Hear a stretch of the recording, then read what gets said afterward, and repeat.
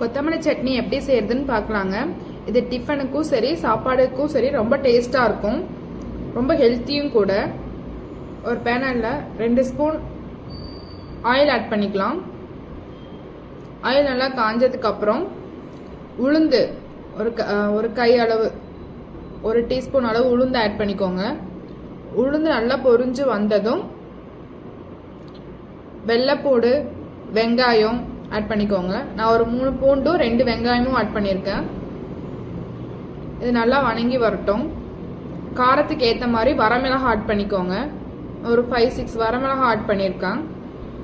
நம்ம வரமிளகாய் காரத்துக்கு ஏற்ற மாதிரி ஆட் பண்ணிக்கலாம்.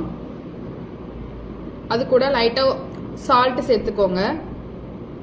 அப்புறம் புளி கொஞ்சம் ஆட் பண்ணிக்கலாம்.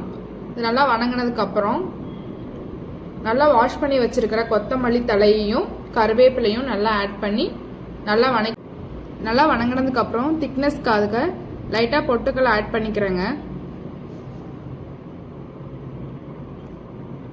அதுக்கப்புறம் நல்லா மிக்ஸில் அரைச்சி எடுத்துக்கோங்க.